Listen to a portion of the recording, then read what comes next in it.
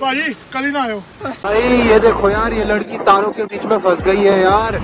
મિત્રો, ભારતથી કેનેડા અને કેનેડા માર્ગે અમેરિકા જવું એ ભારતીયો માટે અને તેમાં પણ ખાસ કરીને ગુજરાતીઓ તેમજ પંજાબીઓ માટે દિવસે જોયેલું સ્વપ્ન હોય છે અને તે માટે તેઓ કોઈ પણ હદે જવા તૈયાર હોય છે. કાયદેસર સ્ટુડન્ટ વિઝા પર જવું કે પછી ભારતથી કાયદેસર પરમિટ પર જવું, વર્ક પરમિટ પર જવું તે સારી બાબત છે, પરંતુ માત્ર વિદેશની ઘેલછા કે પછી લાલચને કારણે જતા હોવ તો ચેતવું જરૂરી છે. ત્યારે આવી જ એક ઘટનાનો પર્દાફાશ ઈડીએ કર્યો છે. ઈડી એટલે કે ભારતની કેન્દ્રીય તપાસ એજન્સી, એન્ફોર્સમેન્ટ ડિરેક્ટરેટ. તેમને શંકા છે કે કેનેડા મારફતે અમેરિકામાં ભારતીયોની માનવ તસ્કરી કરવામાં આવેલી છે. ઈડીને આ કેસમાં કેનેડાની લગભગ 260 કોલેજોની પણ શંકાસ્પદ ભૂમિકા જોવા મળી રહી છે. ઈડીએ બુધવારે જણાવ્યું હતું કે આ ગુનો આંતરરાષ્ટ્રીય સિન્ડિકેટ દ્વારા કરવામાં આવી રહ્યો છે. નમસ્કાર દોસ્તો, રિયલ વોઇસ ઓફ ઇન્ડિયામાં આપનું સ્વાગત છે. મારું નામ છે નેહલ મોદી.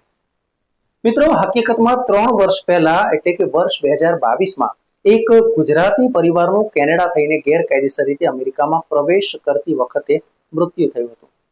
તેમને સરહદ પાર લઈ ગયેલા દાણચોરોએ તેમને -37 ડિગ્રી સેલ્સિયસના બરફના તોફાનની વચ્ચે છોડી મૂક્યા હતા.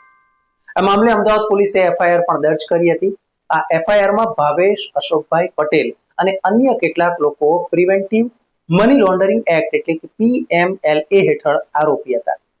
ઈડીની અમદાવાદ પ્રાદેશિક કચેરીએ આ સંદર્ભે 10 અને 19 ડિસેમ્બરે મુંબઈ, નાગપુર, ગાંધીનગર અને વડોદરામાં 8 સ્થળોએ સર્ચ ઓપરેશન હાથ ધર્યું હતું.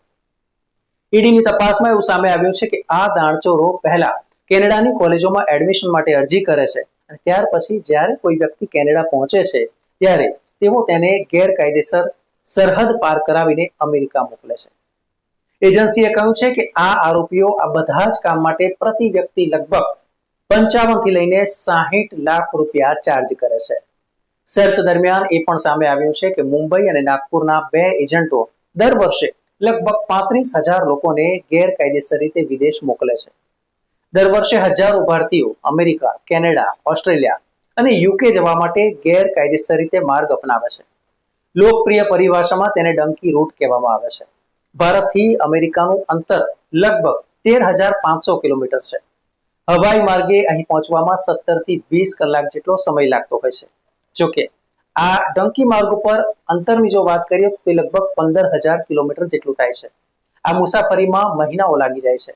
હાલ અમેરિકા કે પછી કેનેડા, આ બંને દેશોમાં ઇમિગ્રેશન મુદ્દે હવે કડક વલણ જોવા મળી રહ્યું છે.